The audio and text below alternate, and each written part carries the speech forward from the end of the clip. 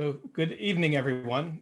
My name's Ken Karnofsky. I'll be your moderator tonight on behalf of the Clean Heat for Lexington Alliance. And tonight we have an exciting program to introduce you to various topics having to do with the clean heat, building electrification. In particular, how it's going to, we're proposing that it be implemented in Lexington. And tonight we'll have, the format tonight will be four expert speakers, whom I'll introduce in a minute, and followed by a question and answer session. So this is a Zoom meeting, not a webinar, which means a couple of things. We're going to have everyone muted, but in order to see our speakers, I'll ask you to select the view menu on your Zoom screen, and from the view menu, select speaker view as opposed to the gallery view once the presentations have started. It may say side-by-side speaker, and you'll be seeing the screen that's shown now with the agenda for tonight, as well as if you select speaker, it'll probably just be showing me, and it'll be showing our other speakers in a minute.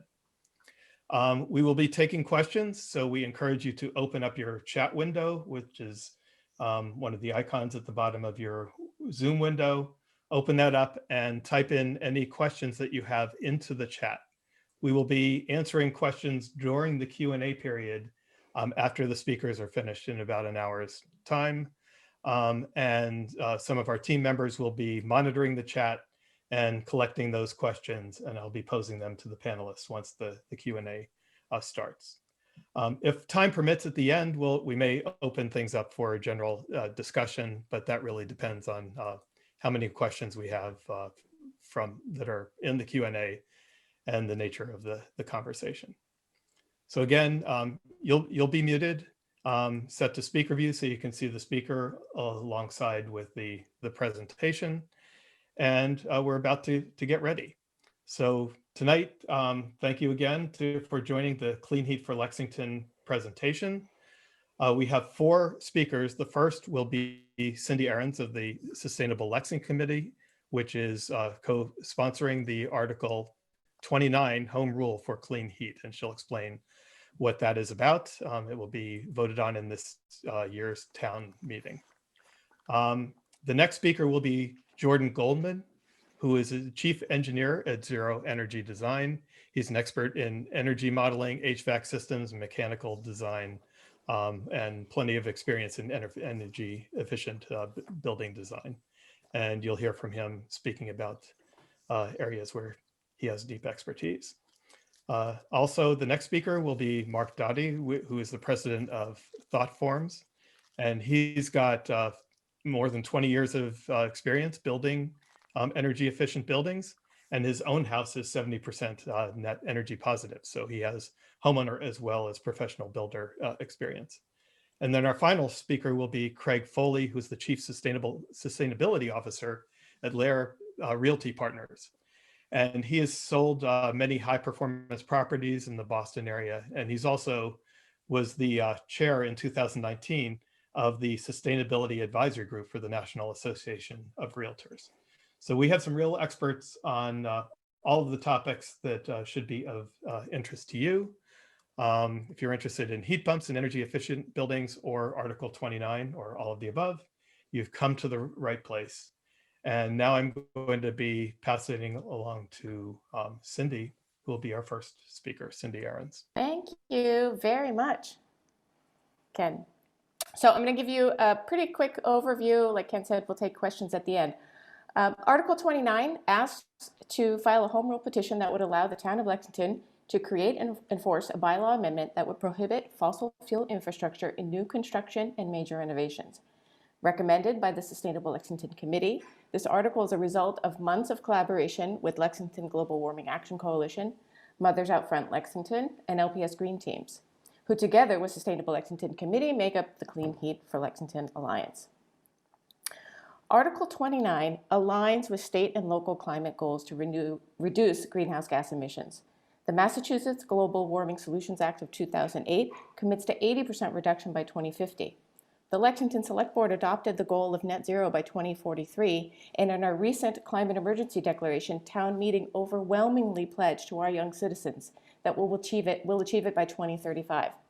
Fortunately, the recipe for reaching zero emissions or 100% clean energy is relatively simple. We electrify our buildings and our cars, and then we green the grid. This is a snapshot of Lexington's emissions from around 2015. Since then, our electricity has gotten greener each year due to state requirements to increase renewable, emission-free energy production and our town's participation in the Community Choice Aggregation Program. On the other hand, fossil fuel combustion in buildings, more than 80% of which is for space and water heating, represents a prime opportunity for decarbonization. Article 29 is practical and cost-effective in targeting electrification of new buildings and major renovations, as every building we build today with fossil fuel infrastructure defeats Lexington's emission goals and will require an expensive retrofit in the future. We've come to learn that natural gas is not the clean energy solution we thought it was. In addition to harming surrounding plants and inhabitants, methane released from gas line leaks is 25 times more potent than carbon dioxide in terms of global warming effect. Gas combustion from home appliances can cause indoor pollution levels higher than that of EPA limits for outdoor air. And although rare, Massachusetts has seen a number of gas explosion disasters, including one in Lexington in 2005. We need to begin the transition away from natural gas. Fortunately, clean heat solutions exist in the form of heat pumps. Heat pumps are very different from electric resistance heaters, which are expensive and inefficient. A heat pump uses electricity and refrigerants to move heat from one location to another, providing both heating and cooling. Heat pump technology has improved greatly in recent years, with efficiency ratings from 200 to over 400%. Cold climate air source heat pumps can be highly effective down to 5 degrees Fahrenheit, and some work down to negative 17 degrees Fahrenheit, below the coldest winter nights in our area. They can and do work as the sole source of heating in winter. Here in Lexington, many buildings use heat pumps without any backup heat. So one might ask, if the electric grid is powered by fossil fuels anyway, isn't burning fossil fuels directly in a building more efficient? Actually, with the current grid growth in Massachusetts, at 18% renewable energy and growing at 2% each year, and with Lexington's Community Choice Aggregation Program offering 100% renewable energy, 38% of which is local, heat pumps provide immediate emissions benefits over burning fossil fuels in buildings. When we get the entire electric grid 100% renewable, the benefits are even more staggering. Heat pumps are affordable. Studies by the Rocky Mountain Institute and Conservation Law Foundation both show that compared to natural gas, heat pumps cost less to install due to rebates, incentives, and the fact that this is a two-in-one heating and cooling system. Operational costs can be lower in the long term as well. And when compared to operation costs of propane or oil, heat pump savings are even more significant. Lexington's affordable housing and municipal buildings are already leading the way, creating healthier, more resilient buildings by way of electrification. Combined with good insulation, on-site solar energy generation, the long-term maintenance and operation costs are saving the town and its tenants money. So again, just to review the bylaw, this proposed bylaw asks to prohibit new fossil fuel piping in new construction and major or gut renovations. This is expected to affect about 100 buildings, or approximately 1% of Lexington building stock each year. It will not affect existing buildings. It will not affect kitchen or other sorts of smaller renovations. It won't affect additions. There's also a number of practical exemptions in the bylaw for new piping within any new construction or major renovation projects. This includes piping for cooking and outdoor appliances, fireplaces, backup generators, for hot water heating for buildings over 10,000 square feet, and for space heating and life science lab and medical facilities. Repair of existing piping is also exempted. In the event that exemptions do not capture cases of undue expense or burden, a waiver process exists. And by setting the effective date of December 2022, we have adequate time for planning and preparation and education, like what we're doing tonight. Finally, a quick clarification of why a home rule petition is needed. The town of Brookline passed a similar bylaw in 2019, and Attorney General Maura Healey found that while she strongly supported the policy goals of the bylaw, it was preempted by existing state law. Therefore, we need a home rule petition to allow a municipality's bylaw to supersede current state code. Home rule petitions are common. For example, Article 6 passed in our 2020 special town meeting had a home rule component. The towns of Brookline and Arlington overwhelmingly passed home rule petitions and bylaws very similar to Article 19, and more towns are following suit. In conclusion, clean electric heating is healthy. It's affordable and comfortable. Article 29 is a practical, cost-effective, and necessary step for Lexington to reduce greenhouse gas emissions, to reduce pollution, to prioritize the health of its inhabitants, and meet our state and local goals. From all of us at the Clean Heat for Lexington Alliance, we hope that you will support Article 29, and I hope you enjoy the very informative sessions that are coming up. We do want to hear from you. If you have questions or concerns, bring them up tonight. Visit our website. We have an email address. Reach out to us. We want to talk to you. Thanks. Thank you very much, Cindy. And our next speaker will be Jordan Goldman.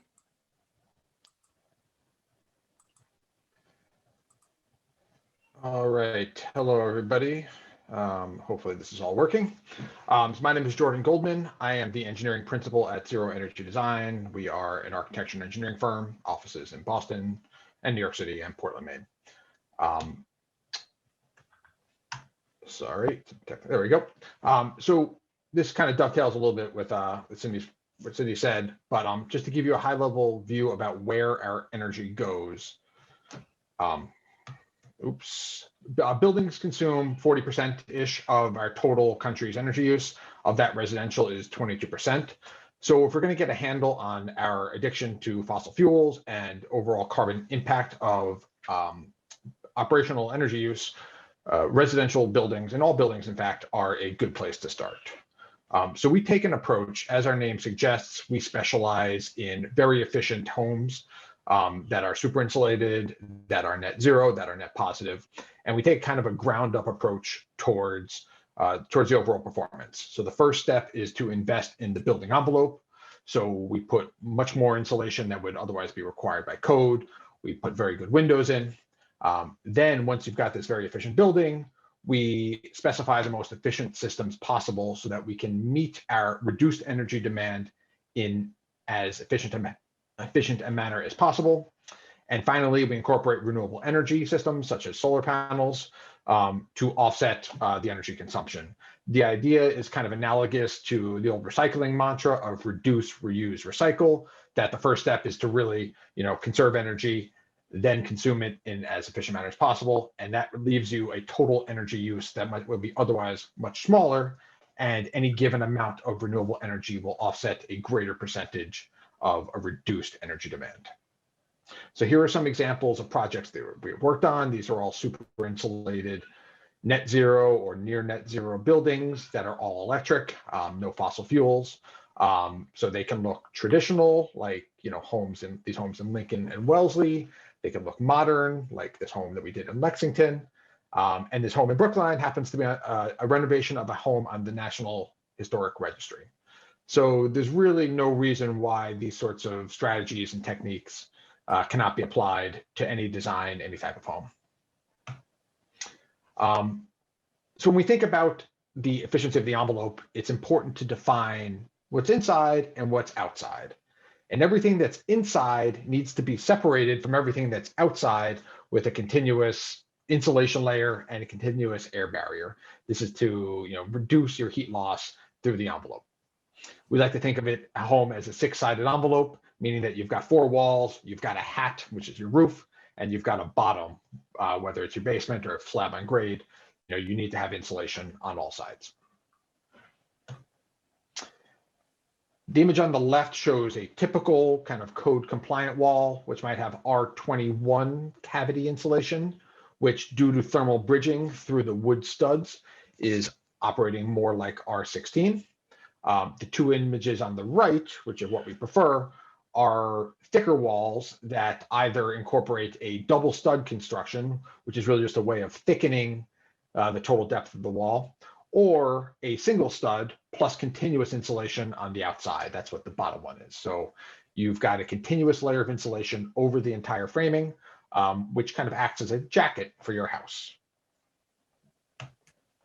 So we start with really good cavity insulation. This happens to be dense packed cellulose, which is a plant-based material. And then we add to it continuous insulation on the outside.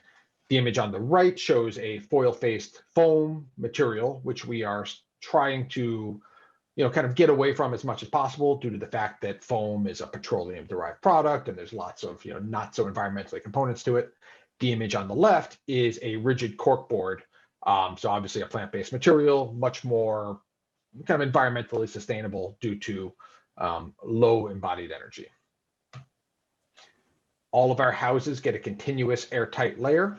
Fret not, this house did have windows, it did have trim, it did have eaves and overhangs, but we have this defined airtight layer that serves to eliminate infiltration through the house, which improves building comfort, building durability, and dramatically reduces your operating energy. And then finally, we incorporate triple pane windows into all of our projects.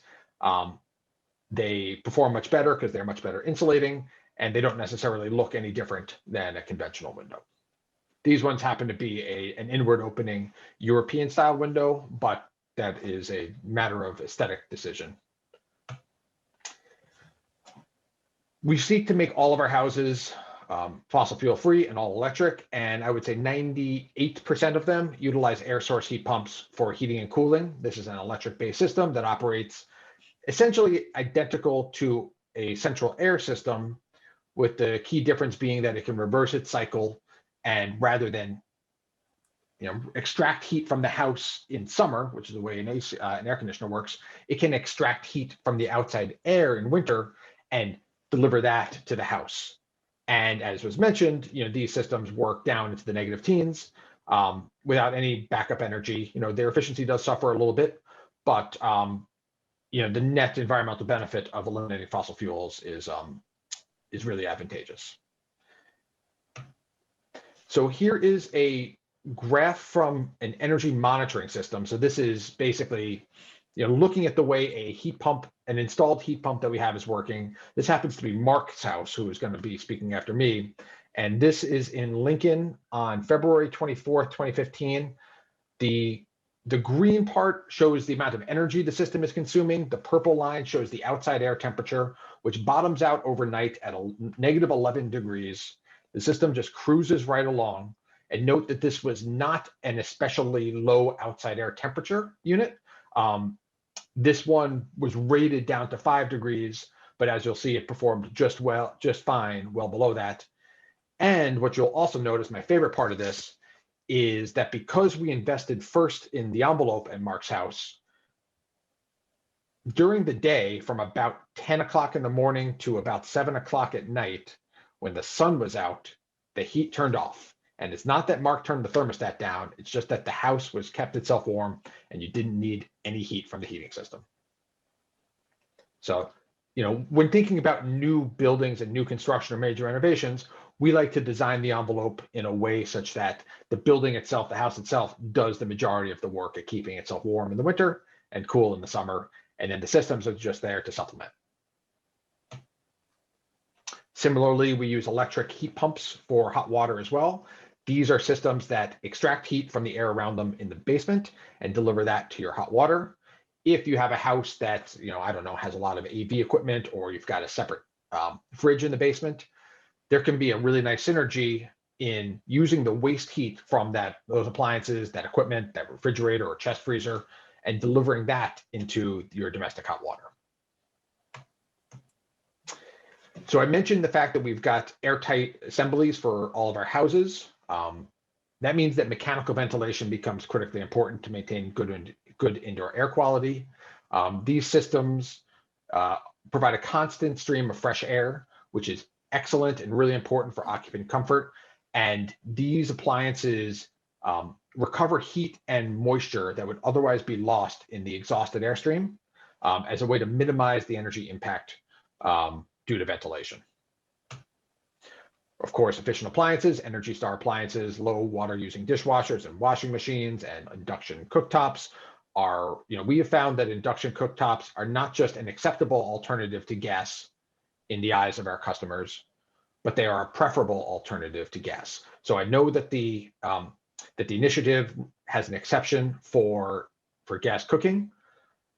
I am personally of the opinion that that is misguided, and it would be better just to require induction cooktops or other electric cooking and cut each of these new houses off from the grid and start to decouple houses from the gas infrastructure.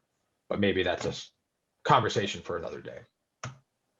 Finally, LED lighting, it's much less expensive than it used to be. It's much better in terms of the color profiles of the bulbs. If any of you are still installing incandescent bulbs, please stop. There are much better alternatives. And finally, renewable energy. So just about all of our houses get solar panels on the roof. And if the system is large enough, you can use excess solar production to power your car. So your house and your transportation can be powered by the sun. So, we kind of talked a lot about the environmental benefits, but homes built like this are more comfortable because you have eliminated drafts. And because it's so well insulated, you've eliminated cold spots throughout the house. You can sit in front of large windows in the winter and be comfortable. Because of the continuous ventilation, you've got healthier indoor air quality. Because of the way the building is built, it's more durable. It is quieter because you're insulated from the outside. And finally, you've got lower operating costs, lower operational energy, smaller carbon footprint. So I ask to all of you, which of these sound bad? Which of these don't you want? Timing for doing this sort of stuff is obviously most effective during new construction, when you can kind of design and build the building quote unquote correctly from the outset.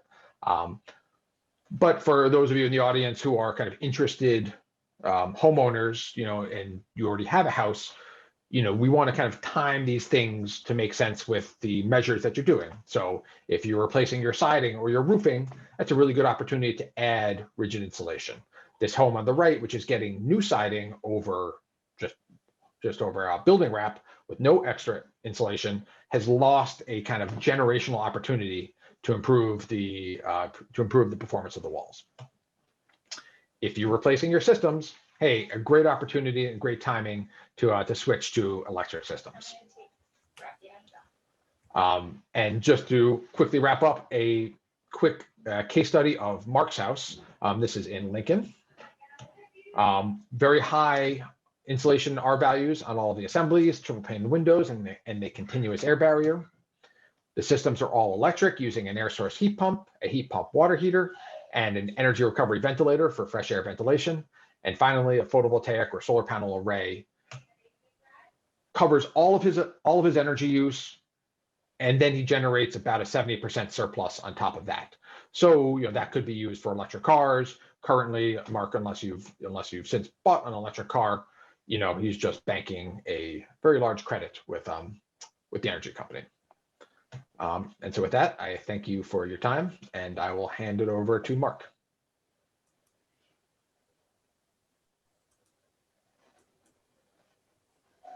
Have you got me? Can you hear me now?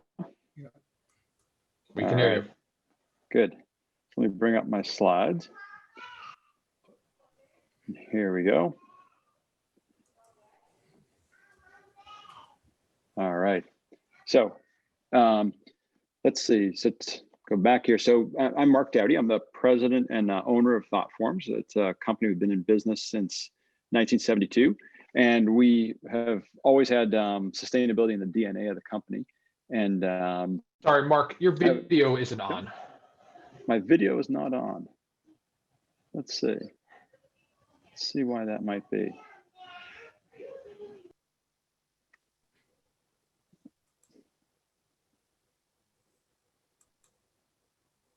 No, Ken, can you actually bring it up maybe? Because I'm not seeing a way to, it says it's presenting. I'm checking. It says, I see asked to start video. Maybe if I'm. This is Can- Cindy. can- I can see his presentation. I just can't see Oh, you Mark. can. We can Oh, see your okay, well, presentation, just not All your right. face. You can see the better view then. So Okay. we'll go back to the presentation. As I was saying, Mark Dowdy, president of Thoughtforms, but a number of other things. Like I'm sure, like many of you, I'm a parent. My kids right now are actually skiing over at the Weston ski track, and also a veteran, and a number of other hats. So I'm speaking from a bunch of different perspectives this evening. Cindy and Jordan covered a lot of the items, which I think I could talk on. So I'll try and focus on some other items here. Tonight, I was thinking about talking a little bit about value. So instead of thinking about cost, thinking about the value of what we're doing here, discussing the opportunity that we have through policy and through the built environment to provide my thoughts on some practical next steps for homeowners and for builders, to talk about the cost benefits. So I think there's already been some discussion of cost, but I think there's really a benefit as opposed to a penalty from building this way. And then share a little bit on our experience living in a high performance home in Lincoln. So the first piece here is, I think I'd mentioned value. So when I'm thinking of value, I'm thinking that there's policy, which is what building code or other regulations say we should do. There's personal understanding. So when we go to build something or to do something, it's incumbent on us to understand what we're doing. And with the amount of misinformation in the world today, I think this is an area where it's really important for people to take the time to think and to learn. There's also peer influence. So it's kind of, how do we fit into our community and into our social networks? And you look around, there is a tendency for people to follow the example of others. And I'm hoping that through these kinds of conversations, what people can do is start to set the examples that others will follow. And then I guess the last piece, cost does matter. And it comes down to, what are we willing to pay in exchange for what we get? And I think, as Jordan and Cindy both pointed out, there's a lot that we get in return for investing in this. To sort of set the stage, I think I love this quote from The Economist from back May 21st of last year, when they were discussing COVID, and they're saying, following the pandemic is like watching the climate crisis with your finger jammed on the fast forward button. And it just struck me as like a really visceral way of describing something. And what you can see on the right-hand side of this chart is the path that we're on right now leads to about a 3.6 degrees Celsius temperature increase by the end of the century. And the chart at the bottom, I won't go into every little detail of it, but it talks about the different systems that support us as people. And the top of all those bars is right around 3.6 degrees. So just seeing that graphic, I think you can understand that's a place we don't really want to go. And that leads us to tonight's conversation about what can we do through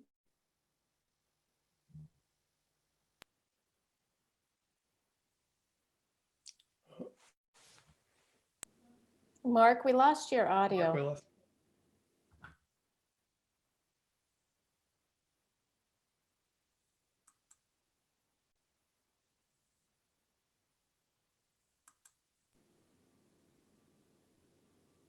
Oh, that's interesting. Mark, we can't hear you.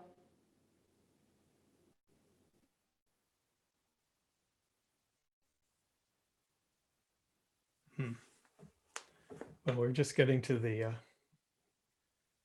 core of the presentation. So why don't we give him a minute, and perhaps if he can't recover, we can move on to Craig and then see if we can bring Mark back afterwards.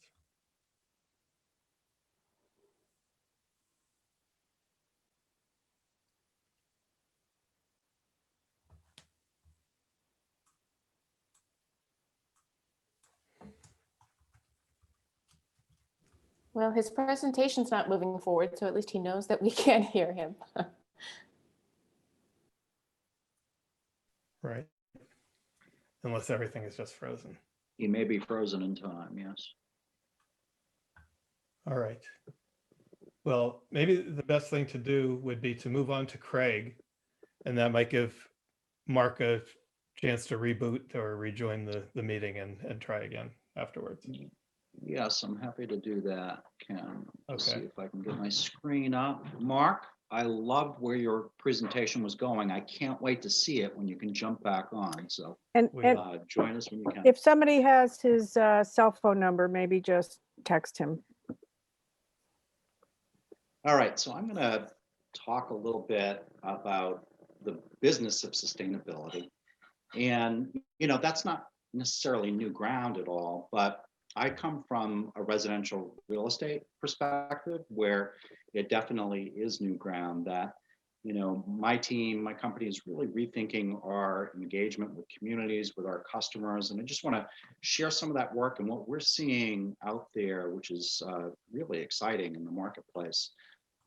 So as Ken said, I'm the Chief Sustainability Officer for our company. We're the first residential real estate company to have a Chief Sustainability Officer. Hopefully in 5 years, I'm not the only one, because that means I will have failed. So that would be bad. So let's see if we can make multiple of them. And I'm lucky enough to work with the National Association of Realtors on this topic of sustainability. I'm going to talk a little bit about that in a few slides and some of the work that's gone on at NAR, the largest trade organization in the United States. And because of the work that I've done at NAR, I also serve on some Fannie Mae and Freddie Mac task force that are looking at this topic pretty seriously as well. I run a team out of our Melrose office called the Rethink 39 team, and the 39 that we're rethinking is the 39% of US energy consumption that's attributed to the built environment. We feel like we can be a solution for every home that we sell, even existing homes that aren't great, because after the point of sale, at the very least, we can get them to mass save and start to do air sealing and insulation upgrades to their home. And who knows, maybe they'll move forward to heat pumps and PV in the future as well. But we're very committed as a team to slashing carbon one building at a time. And we're really excited about our engagement with consumers out there. But again, this isn't like new stuff or anything. Here's a great example of S&P 500 companies that started to do voluntary reporting, corporate sustainability reports. And you can see over this 6-year period, a huge growth from 2011 to 2016, that companies were realizing that engaging their stakeholders, sustainability, and looking at a sustainable future was a critically important part of their company mantra.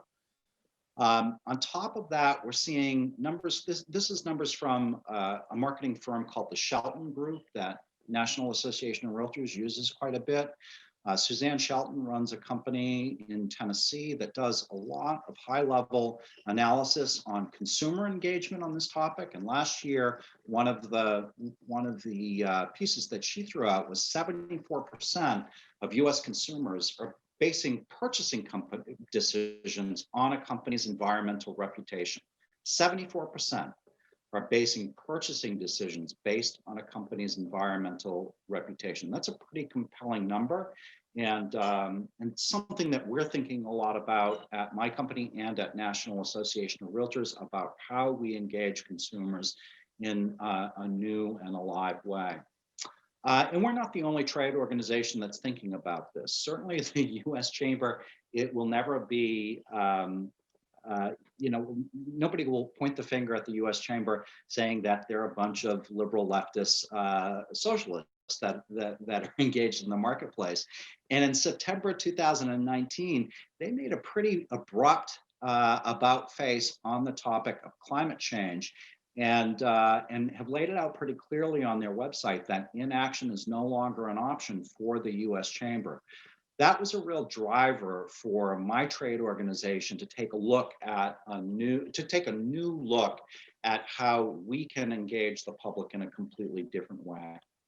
And we all know, this has been pointed out a couple of times here in the Commonwealth, there is certainly a political will to start to move this ball forward. And there's no question that Brookline, their town meeting vote, 211-3 to ban natural gas and new construction in that town was a driver. There's no question about it. We know it was already mentioned that Attorney General Healy voted that down because we have a state building code and this would have overran that. So now there's a lot of work going on with the new climate plan that's moved forward twice in the last month to look at legislation to allow several communities in the Commonwealth that would choose to do this to have a net zero energy stretch code for new construction.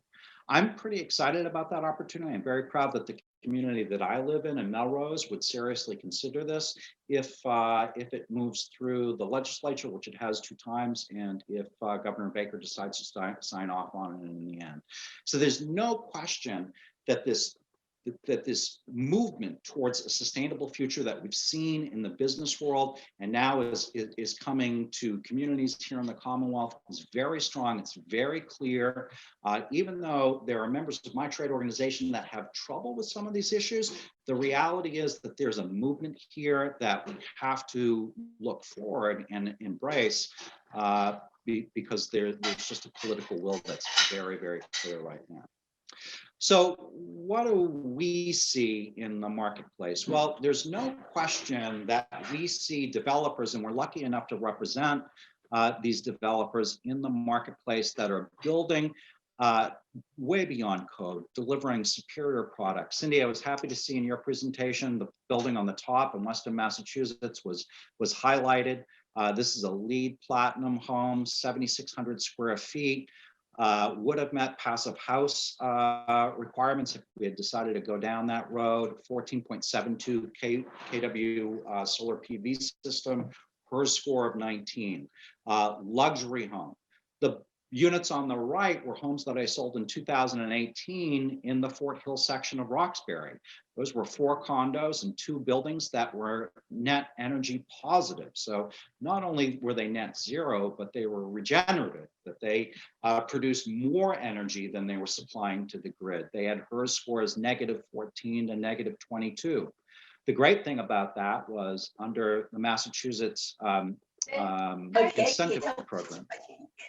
Under the Massachusetts incentive program, those homeowners had the opportunity, if they chose to own their portion of the solar PV system, that the incentive was so strong, it paid for their homeowner association fees for the first 10 years of their ownership in that system through the SREC program. That was pretty compelling for the home buyers that were looking at properties when we sold these in 2018. In fact, we were competing with a code-built home down the street that was built to stretch code levels because it's the city of Boston, so an efficient home.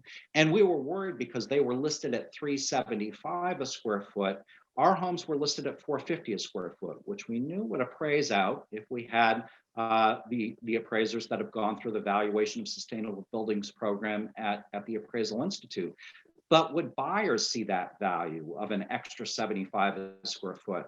I'm really pleased to say that all 4 of our units sold before 2 of the 7 units sold down the street.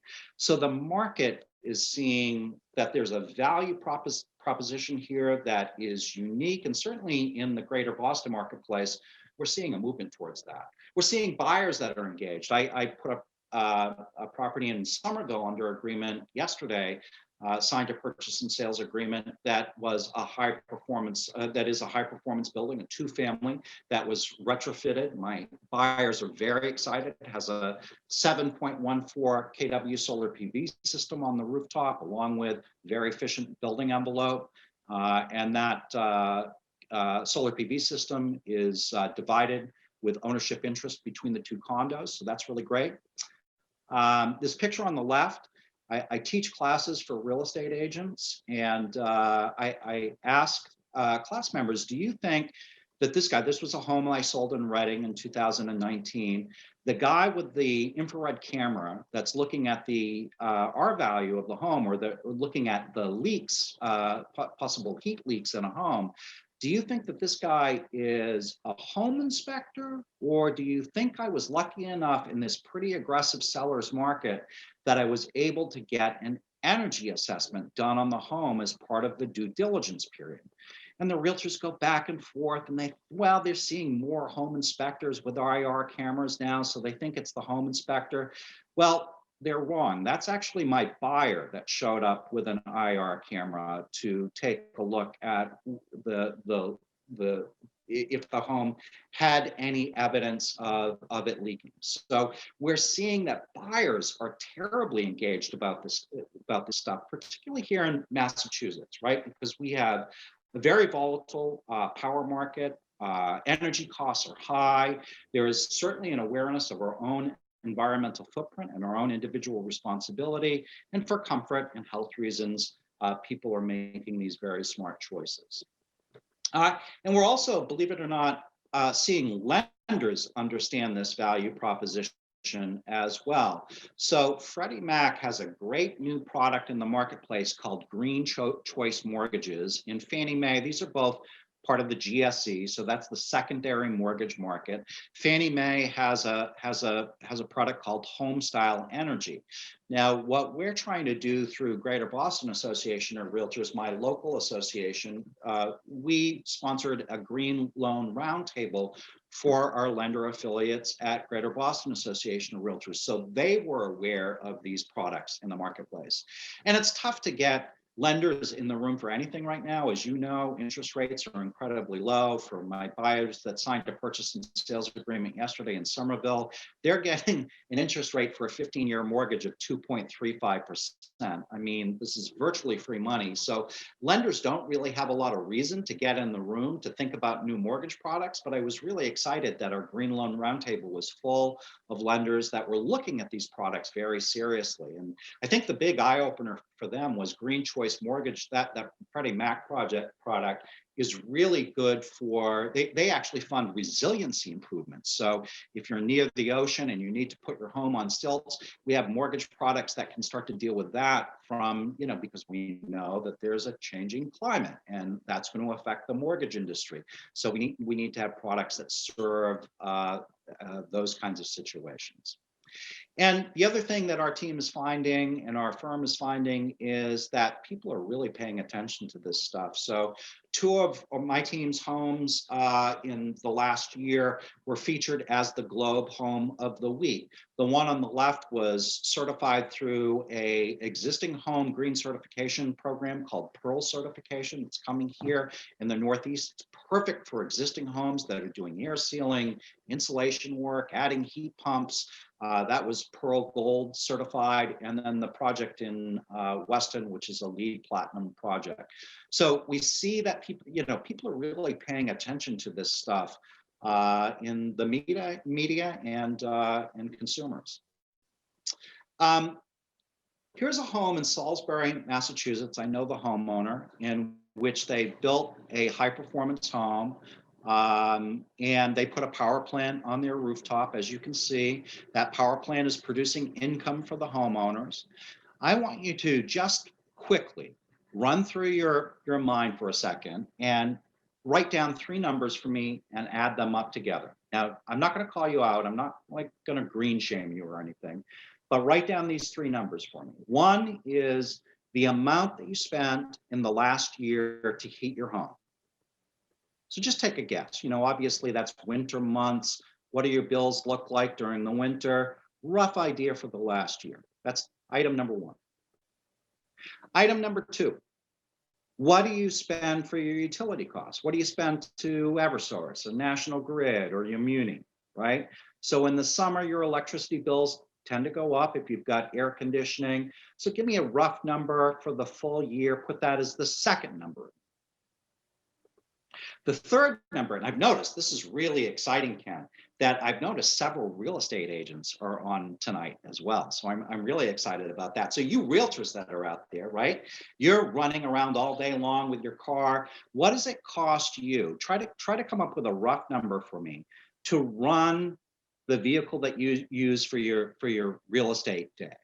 How many times do you go to the gas station? Is it once a week? Is it 3 times every 2 weeks? What does it cost you to go fill up? Gas prices are low, so that's good, right? Get a month, multiply that by 12. So you've got 3 annual numbers now. Add those together. These folks have an electric vehicle, all of their heating and cooling, It's done through air source heat pumps, all of the gadgets, appliances, heat pump, water heater. They spent $434 for the entire year, including their electric vehicle. Compare that to your number. Now, there is no question that there's a value proposition there for homeowners out there. So that's the business case for sustainability, right? I just want to end with what the moral case is as well, because we know, all of us on this call, we're not stupid. We know that this decade is critical to dealing with some of this stuff. We know that policy and markets are changing before our very eyes. And, so I ask you to think about what you need, what you think your home is going to need to look like in 2025 or 2030 to keep up with the marketplace, because this stuff is happening whether we like it or not. But I ask you to think about that moral case as well, which is, I think, even more critical. We've got to tackle this problem. It starts in Lexington with the state of Massachusetts. Fortunately, we've got great legislators, like I think I saw Mike Barrett on, who's leading the charge. The Fed, we've got a change of administration at the national level that's moving the ball forward on this stuff. We know that this is happening. And, there's never a better place to start a revolution than Lexington, Massachusetts. So that's kind of where I want to end it, Ken, right there. But we're seeing this in the marketplace. There's no question about it. Thank you very much, Craig. That's fantastic. And I see Mark is back, and hopefully he will have his audio back. Yes. Can you hear me now? Yes, and I think we can. All right. Let me get to put the spotlight on you as well. There must be some Moore's law equivalent for the larger the crowd, the more likely you're to run into a technology problem. Right. So, Ken, one thing I switched computers. I don't know if it's possible for you to actually share the slides. I think you had them pulled up. Yes, let me find that. All right. Yep, here we go. Okay. Share screen. And I was glad to catch Craig's presentation, because I now think that everybody else has said pretty much everything that I had intended to say. So this is where I can make up the difference. Okay. I'm not sure with this viewer how to go into presentation mode, so I think I'll just leave it the way it is right now. Okay. Can everyone see that? Okay. And that one there is actually Jordan's. Oh, that's Jordan's. Oops, sorry. Yeah. No worries. Oh, there we go. Perfect. Oh, that I can. I know how to do Google Slides. There we go. Good. And you also know where you guys lost me, so maybe if you get me back to that point, and then I'll try to pick up the thread. It was this one. Perfect. Okay. So I'll possibly repeat some of what I was saying on this slide, but the real points I was hoping to make here. One is, this conversation right now is talking about a couple of different things. It's talking about policy, but it's also talking about the specifics of building electrification and efficiency. And if you look at the model on the right, you can see if you just go with carbon pricing, and I think that there's a belief in much of the market that if you put a carbon price that the markets will figure this out. And that may have been the case 20, 30 years ago, but where we are today, and I think Craig was just getting to this, is, we've actually wasted a lot of time in addressing this. And so now if you go with an aggressive carbon price, you can bring the needle, the temperature at the end of the century down from 3.6 degrees increase Celsius to 2.9. So the point here is that there's no silver bullet. Like the carbon price is not the only answer, and the markets can't necessarily figure this out on their own. And that's what brings us into this conversation tonight about building electrification and efficiency. And one of the things I was saying into thin air before, but this model on the right is it's available online. It's it's a web version of one of the models that the United Nations uses for their climate modeling. And it's been designed so that people, like anybody, can go in there and start to play with the different variables and the different levers we have to work on this issue. And what's fantastic about it is it challenges our mental models for how we're going to fix this problem. And it educates us and makes us better able to move forward. So on the next slide, what I was trying to come up with, and Ken, if you can jump to the next one, was just some practical steps. And I think we've talked about a lot of these tonight. I was trying to come up with something for people who are watching this, if you just want to go and have a single sheet takeaway. One critical point here is picking the right partners. And part of picking the right partners is that we do need to shift society, and we do need to invest in what matters and signal that by creating like some momentum and some critical mass around this. And what it takes to build homes the way we've talked about tonight is people who think about this and who are careful, and they execute well in the field. So the air sealing details that Jordan showed you, like on my house, one anecdote was Jordan came to do the air testing on my house, and he brought the blower door, which is the equipment that they use to test. And he said, okay, anybody who wants to get out of the house in the next 3 hours, leave now, because I'm about to seal it up to do the blower door test. And I was inside, and I stayed inside. And about 20 minutes later, Jordan was leaving. And I said, what's wrong? What happened? And he said, well, the house was so tight, we're done. There was really no additional work to be done. And so I said, well, how can that be? This is the first house that we've really shot for this standard. And Jordan said that typically they give 5 things. They say, you have to hit each one of these 5 things.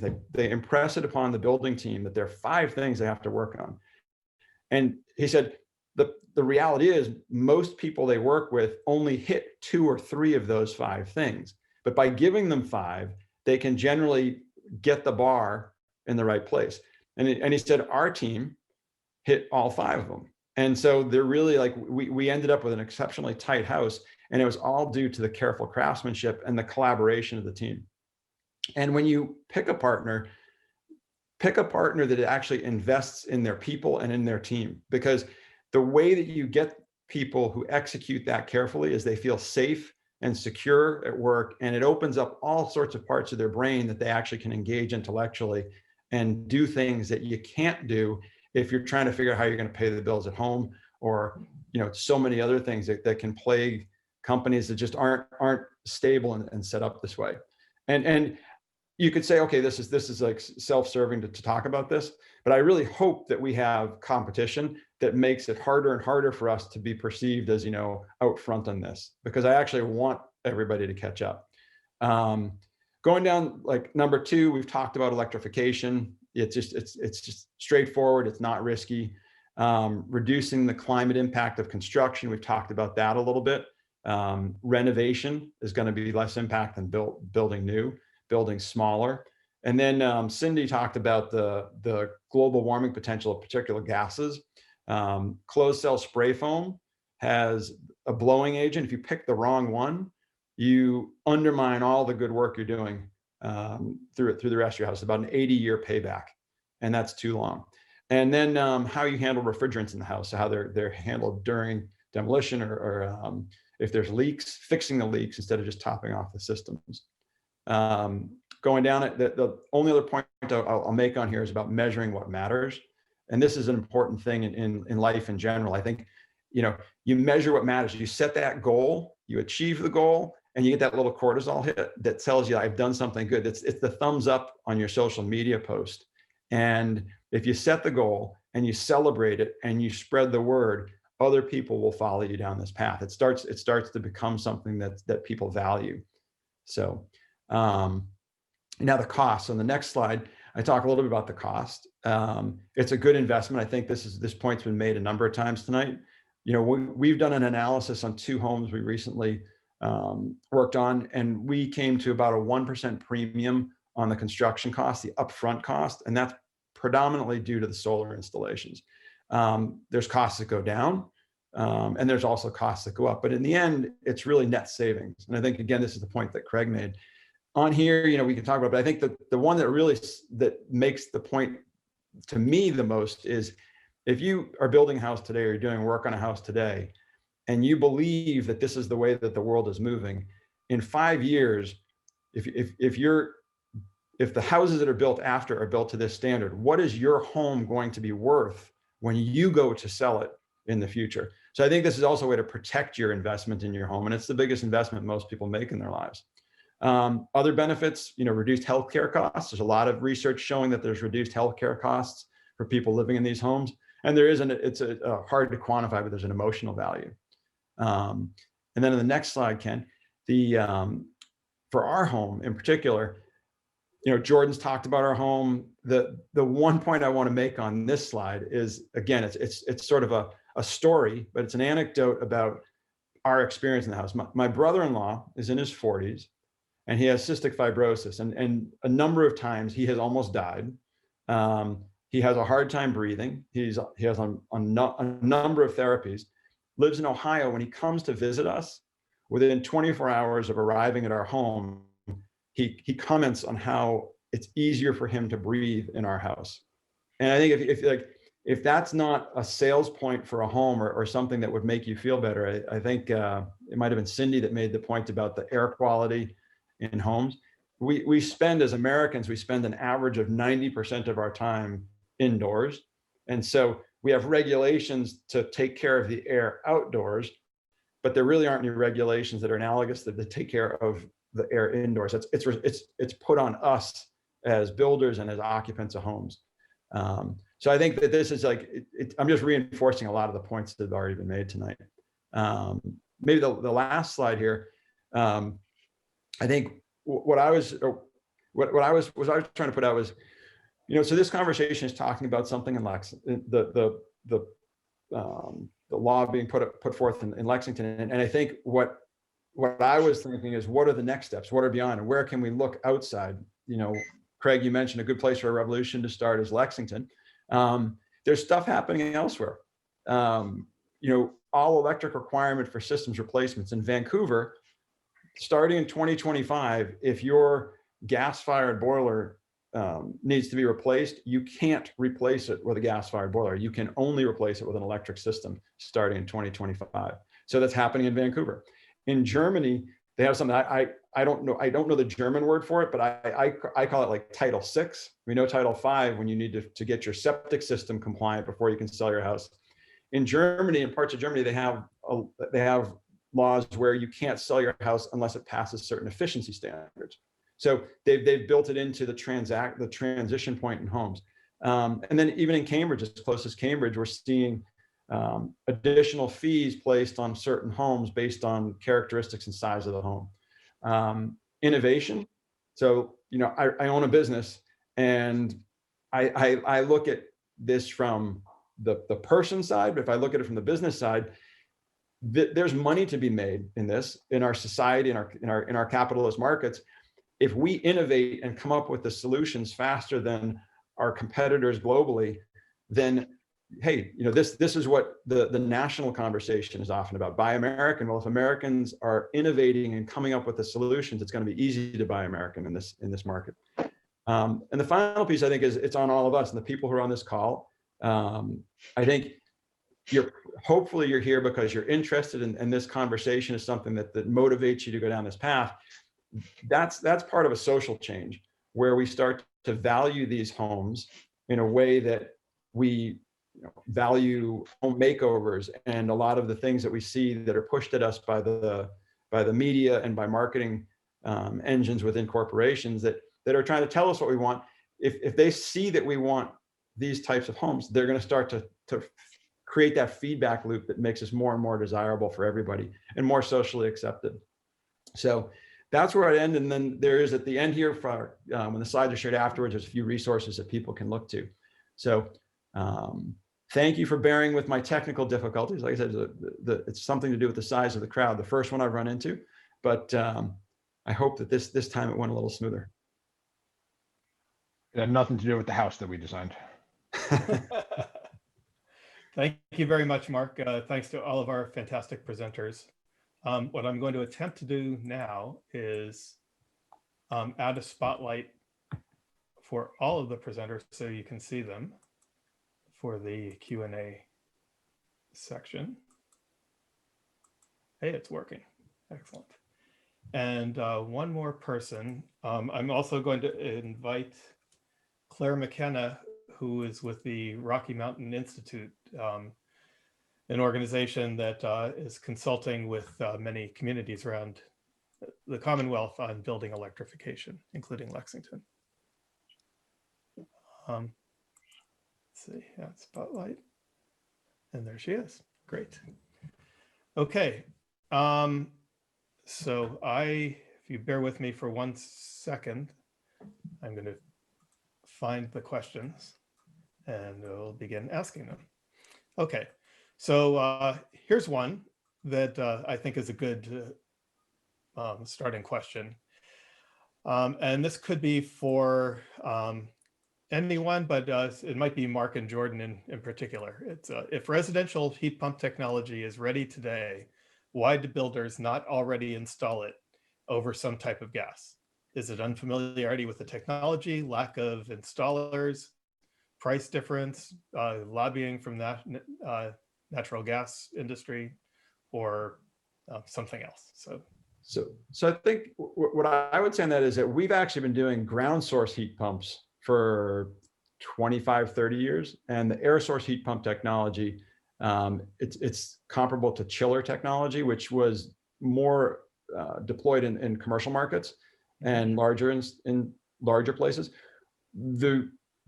We actually have seen some improvements in the technology, but I do think it's just as much, it's being specified by mechanical engineers, and it's just become more acceptable and more expected. And I think that's the primary driver, is just sort of a bit of a social change, and a belief that electricity and the fossil fuels are not going to be as reliable in the future. Yeah. To the questioner's question, I think the answer is really all of the above. There's an incredible amount of inertia in the general kind of construction development industry. More often than not, the answer to why something is done is because that's the way it's always been done. And this is an example of houses have been heated with fossil fuels for, as long as any of us have been alive. And this just represents something new. And so obviously, anyone who's been doing it for a while is going to resist new things because it's something that pushes them outside their comfort zone. But truthfully, there's no good reason why air source heat pumps can't be mainstream. Yeah, it's been widely deployed in Europe and Asia. And I think if you look around the world, there's, or the country at least, New England is one of the only places where you see home heating oil that's a predominant thing. And so I think it's like Jordan said, inertia is a huge part of it. And if I could throw in, this is Cindy, the Article 29 that we're proposing, it's got a lead time, right? It's not going to go into effect till sooner than December 2022. Now, some of us who are really believers, want it to be in effect tomorrow, but I think that lays out some good time for some more education and for people getting ready to make that change. Because we know that the technology is there. I mean, my 1985 house that doesn't have all this wonderful, wonderful insulation that I wish it did, I'm very happy with my air source heat pumps. That's a good lead into another question. And I should also acknowledge the person who's asking these first few questions, Andrew Schenk. So thank you, Andrew, for your questions. So he had a multi-part question. I'll try to summarize it. It's his understanding that for air source heat pump installations, building heating load, so it's related to the outdoor temperature. So how critical is minimizing the heat loss, and therefore is retrofitting air sealing and wall insulation? How important is that? And it's pretty difficult. He's asserting that it's difficult after initial construction, which I think everyone would agree. So, but where should the focus be on minimizing the heating and cooling loads, or heat pumps, or all of the above? What do you think is the right strategy here? That could be for any of our. I'll just say one thing, which is that I've heard many mechanical engineers say that ground source heat pumps are great if you don't even bother to insulate your house. That's when you're going to get the most bang for your buck with the technology. So I think others can probably speak more to the technical underpinning for that statement, but so I'll turn it over. Yeah, I don't think that there's necessarily a right answer for all situations. I mean, as I harped on ad nauseum, yeah, we believe in reduced demand across the board. Whether if you've got a fixed, efficiency budget that you're working with, and you're trying to decide whether or not that's best spent on efficiency measures or on new systems, I think it depends on what needs to be renovated first. The answer that I like to tell is do them both, just phase them over time. And if you're doing things in a renovation fashion, make best use of every opportunity that arises. So when it's time, if your systems have crapped out, replace the systems. If you've got kind of envelope upgrades that need to be made, do it on the envelope. And then over time, whatever you didn't do will also need to be replaced. I'd like to throw in there, sorry, that because this article applies to new construction or major, gut renovations, right? Not just small additions. So, and I know that there's a lot of people here that want to talk about their existing home and retrofitting their existing home, which I think is great. But in terms of the new construction, we've talked to Lexington's building department and the new homes we have. Lexington is a stretch energy code town, has been for a few years now. And in terms, I don't want to go into too many details, but the rating, the HERS rating that's required for stretch energy code is 55. To typical homes that are being built, new homes in Lexington right now are in the range of high 40s. So the lower the number, the better. So again, they're not having or a lot of them that are not like sort of custom built to these great things that Jordan and Mark are talking about, but they're still doing better than even the stretch code. And so that it just clearly, I think that even with that type of insulation, it's going with air source heat pumps is a no-brainer. And Jordan's baby agrees with me. Yeah, exactly. Claire, I think you had something to add. You just had a burp. It's okay, everybody. Yeah, I'll hold my comment because I was going to dive into more on retrofits. But if there is time, maybe at the end, I think Cindy's right in focusing the conversation on the new construction and the major renovation. But I can say more if folks are interested, maybe to stay after to talk about what the kind of retrofit scene will look like in the next 30 years or so. I think, Ken, just one thing I couldn't tell if was embedded in that question was, if the question is, can air source heat pumps keep up the load a poorly insulated or a leaky home? And I think the answer there is yes. So I think if that's the underlying question, you can put in an air source heat pump to replace a gas-fired furnace and keep your house comfortable and easily heated on the coldest days. Well, one use case too for existing homeowners, you mentioned, Mark, oil heat up here in the Northeast. Only 8% of homes in the United States are heated with oil heat, but 80% of those 8% are up here in New England, right? And one good use case, I mean, typically, oil heated homes don't have AC, so using a heat pump system to at least supply the AC, and you could experiment with heat pumps as your primary heating source and keep the oil heater as a backup for those really cold days isn't a bad way to go too, and add AC. Another question, some of these were answered in the chat, but I'm not sure if everyone was following the chat. It was flying by pretty quickly, which was that forced hot air is generally not comfortable, too hot or too cold, and produces dry air, which is not good for breathing. Jordan, you had answered that in the chat, but maybe you don't want to repeat your answer for the rest of the audience. Yeah, sure. So a conventional forced air system that's, maybe the furnace that burns gas is delivering air in the 120 degree Fahrenheit range, whereas an air source heat pump, just due to the kind of thermodynamics of the situation, is producing more like 100 degree air. So obviously there's a reduction in capacity if as the air temperature decreases, but the 100 degree air is typically sufficient. And that lower delivery temperature just kind of treats your sinuses much better and much nicer. It's much less of a blast of desert into your nostrils.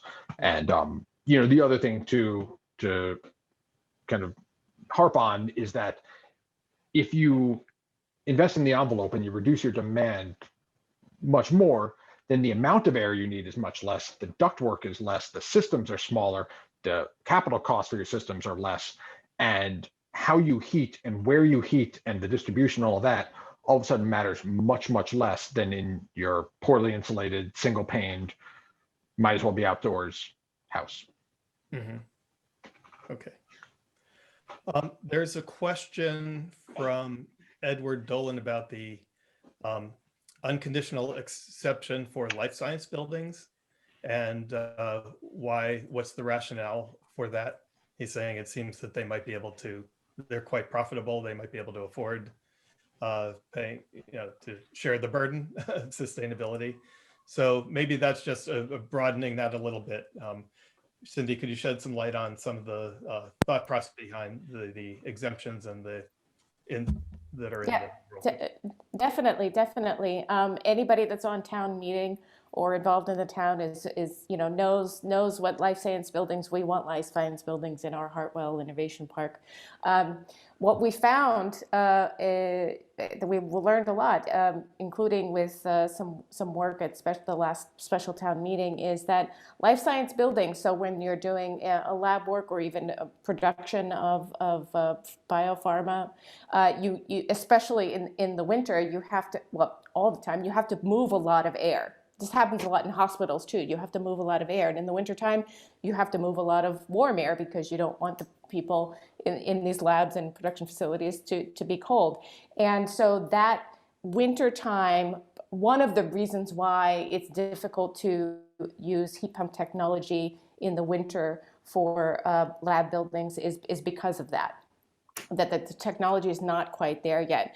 We know of some life science buildings that are actually under construction. I think maybe they've broken ground in Cambridge, in Boston, that are using what people are calling is a hybrid sort of system, where they're using air source heat pumps for most of their space heating in these life science buildings. But they do have a fossil fuel based system for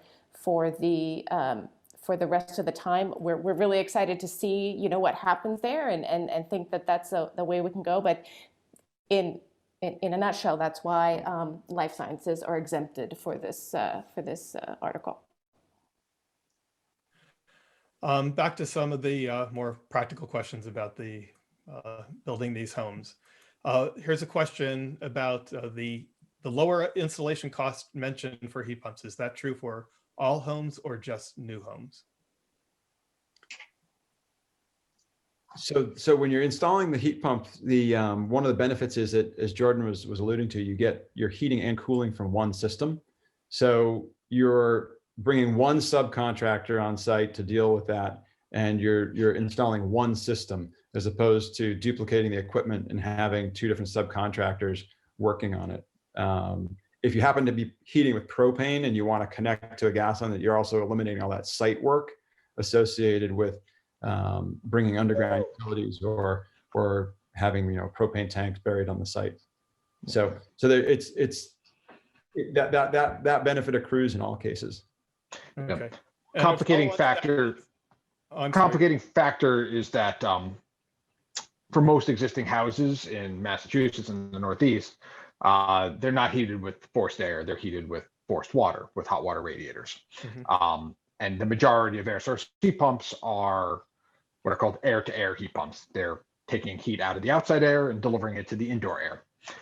There are a couple products out on the market that are air-to-water heat pumps, which I think will be game changers as far as the retrofit scenario is going to be concerned. But if you've got a forced water system, there's an infrastructure challenge with putting in an air-to-air heat pump. Just the upfront cost of the ductwork is quite expensive, compared to not having to change any of the infrastructure. But now you have central AC. Right. Okay, great. There's another related question, which is how easy is it to replace a central air system with a ducted heat pump system? I know Cindy has some experience with this, but our experts might have something to say. This one is of interest to me as well, because that, especially for those people who have forced hot water heat and a central air system, could they put in ducted heat pumps that would take care of both heat and cooling?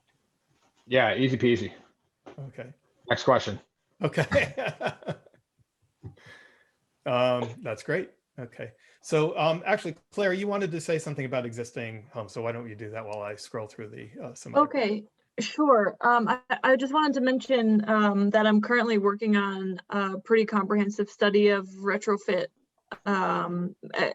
basically consumer economics for single family retrofits.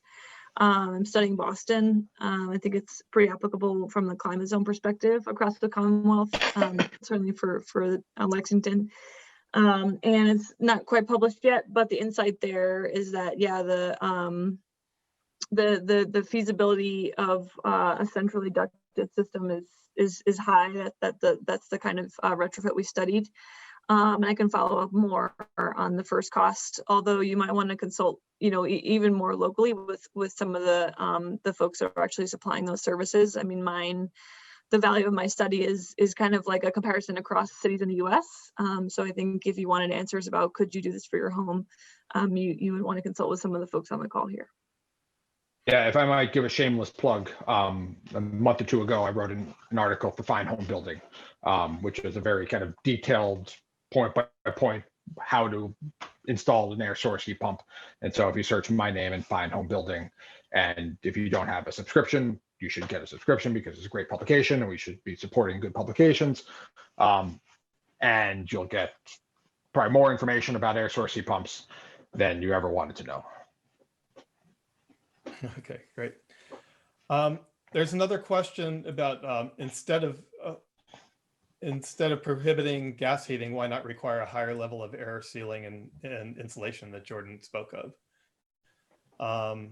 and that the AC compressors must also support a heat pump mode. So I think, Cindy, you may have addressed that to some extent, but maybe it's just another wrinkle on the question about what we talked about exceptions before. Now this is why the focus on electrification versus insulation. Yeah, it's a good point. I guess I sort of feel like we've got to start somewhere, right?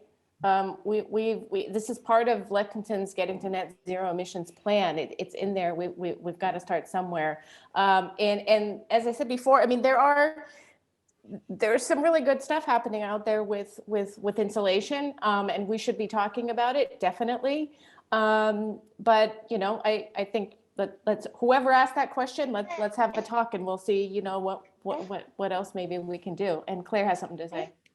Yeah, I just want to connect it back to the broader movement, the Mass Decarbonization Roadmap and the Massachusetts 2030 Clean Energy and Climate Plan.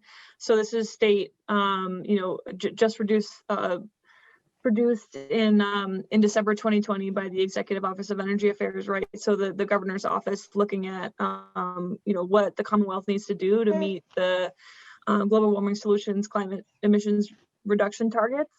And building electrification is in there front and center. And so this, this home rule position really aligns with that. And so we need to transition from gas. It's non-negotiable at this point. And so from the perspective of the Commonwealth. So that's kind of, we do need both, but we can't do one and not the other. I mean, I think the simplest form is that you can't negotiate with the climate, kind of like you can't negotiate with COVID or a lot of these things that are natural. And we just can't keep putting carbon into the environment. And as long as we're using carbon-based heating systems, we're putting it in the environment. So I think that's where the electrification part comes from. And it doesn't mean you shouldn't be spending effort on reducing the load. It just means that you have to get rid of the fossil fuel in the home. And just one other thing I want to add, and I don't know if there's a question there, but in terms of there are, incentive and rebates. I touched on it a little bit before, and we're hearing, this is stuff that everyone is paying for in their electricity bills, in their gas bills. They're paying for rebates to give back to people to move in this direction, and the rebates are for insulation and for electrification. So, and they are for new home construction, for renovations, and for retrofits. And there's some there. There's even the DOER, the Department of Energy Resources, I think, in Massachusetts, even if you don't have solar panels on your house, you can get alternative energy credits by moving your house to an all-electric house, by moving your heat system to an electric heat system. So there are lots of incentives out there. I know it's unfortunate that some of these are sort of, you have to contact different people and do different things.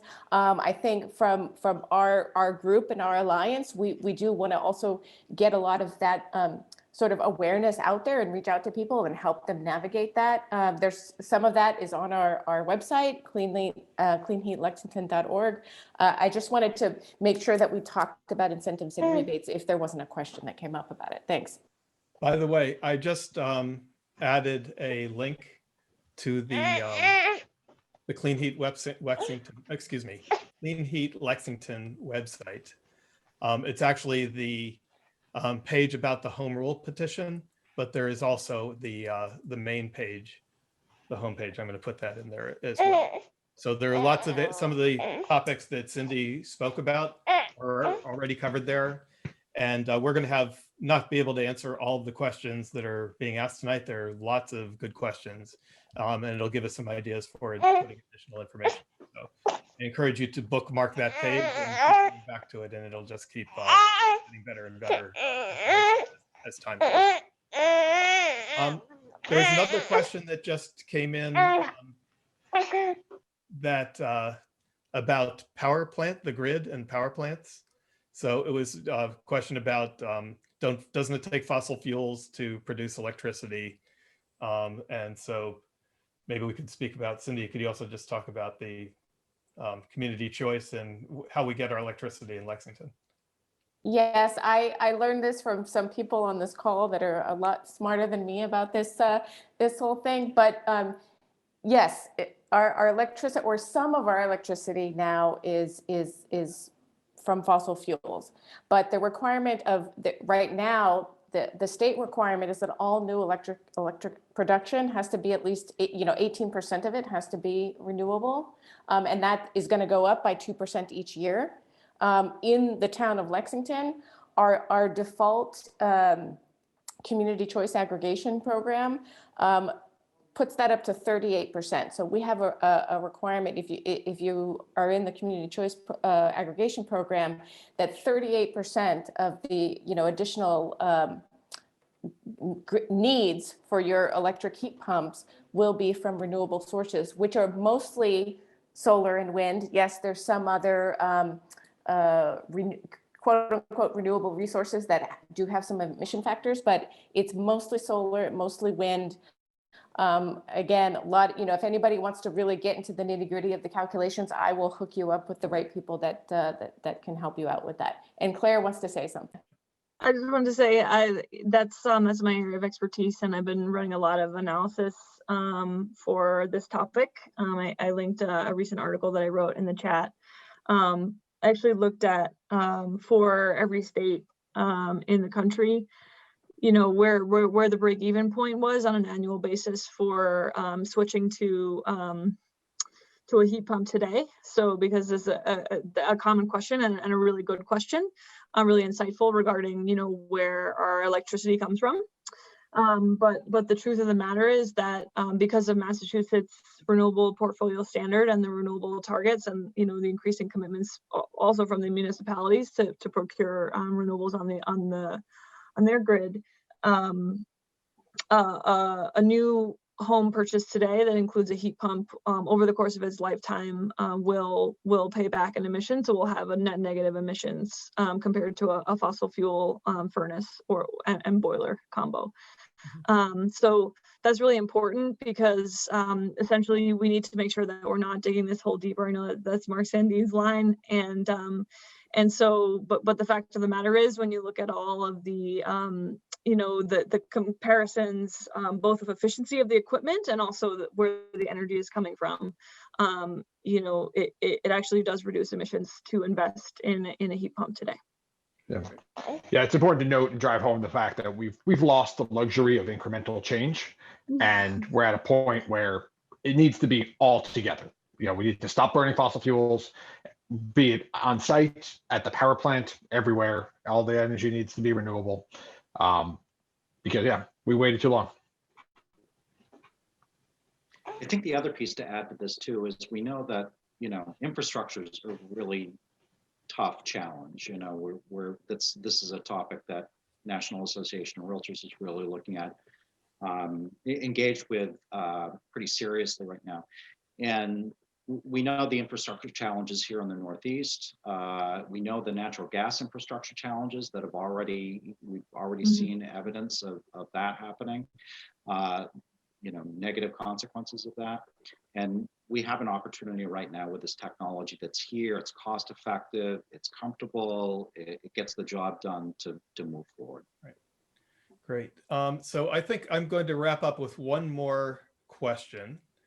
I think there are two parts of it. I'll interpret it in two ways. The question is, what return on investment will I get on these type of gut home renovations? And I think there are really two aspects to that. It's as the homeowner living in the home, what kind of ROI will I get? And then down the road, when I sell the home, what will the impact be of having made these improvements to my house?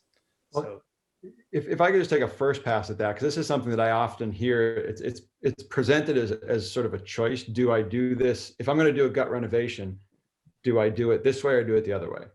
And the analogy I use is if you're going to go and buy a really nice dinner somewhere and you walk into one restaurant and you're going to pay $50 for that dinner and they're going to burn it and it's going to be served to you on a dirty plate, right?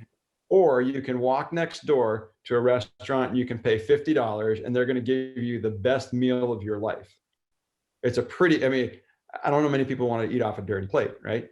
If you're going to actually go through the effort of doing a significant renovation on your house, you're not going to pay a premium to get a much better product. And so I think if the question is like, doing a renovation this way or that way, then I don't think there really is a question there. And then if the question is it worth going to the step of doing this major renovation just to get this result? I would say that's on some level, it's been discussed by a number of people, do it at the right time. Putting an air source heat pump in now, if you can afford to do that, makes sense. Mm-hmm. Even if you have a brand new gas-fired system in your house, if you want to take a step and you can afford it, there's no harm in stopping using fossil fuels today. So great. And Craig, how about from the perspective of resale? I can take the second question. Yeah, absolutely. So I would say, just like there are some, as you can see with Jordan and Mark and Claire and Cindy, there are some home performance pros on here, right? There are builders that build to high performance levels. They're different than people that are building to code built homes, right? Believe it or not, there are realtors that are trained specifically in marketing and valuation for these homes as well. So I teach a class for real estate agents called the Green Designation, which is a pretty intense class for realtors in the room that do a deep dive on building science, but more importantly, marketing and valuation. And believe it or not, despite what you may hear from a local realtor that doesn't have their green designation and they're not knowledgeable and competent in this part of the real estate industry, there are appraisers that value this appropriately as well. So the Appraisal Institute has a very rigorous 3-course set to achieve evaluation of sustainable buildings credential behind appraisers as well. So the great thing about a green designated agent is that even though we can't pick a specific appraiser, we can demand a qualified appraiser. And as we can tell from Mark and Jordan's presentations, that these homes are different and they demand an appraiser that understands the valuation process of it. So if you do not pick the right actors, as Mark said, pick the right partners, right? If you don't pick the right partners, you're not going to see the value at the point of sale either. So this is, it's great. Great question, and I think it feeds exactly what we've been talking about through this whole presentation. There are specialists that really care about getting this done right across the industry, including lenders as well. The last thing that I'll add is, I hate talking about return on investment. I think it misses the bigger picture. Like, how do you put a value on thermal comfort? How do you put a value on the health, how healthy your indoor environment is? how do you put a value on the durability of your home, which are all improvements and values that you're getting when you build or renovate correctly. These are not, avant-garde techniques. It just requires kind of a systems thinking and systems approach to the house, and not building to the lowest common denominator. And I don't know if we have in our society, we do not value our built environment enough. We don't take care of them. We don't invest in them. And people like this guy have to live with the consequences of shitty rundown buildings that have bad indoor air quality and are falling down around us. But Rant over. you could probably answer your question. If you took Craig's course, he could probably tell you how to value it. Yeah, sure. Exactly. But we sell crappy homes too, Mark, so we can put lipstick on a pig as well as anybody can, but Well, thank you. That's an interesting way to end our discussion. Thank you to all of our panelists and to everyone who attended. I noticed at one point we're well over 150 people, so there's clearly a lot of interest in this topic. We're considering doing some additional sessions in the coming weeks. We built this website and we'll be putting more information, and we will certainly send out an email to the attendees to try to answer some of the questions that weren't answered, or at least provide links to resources where you can educate yourself and learn more about this topic. Right, and we'll send the recording to people. I know some people who couldn't make it tonight that we're going to send the recording around. That's right, and it's also being recorded for Lex Media as well, so it will be available there as well. So fantastic discussion.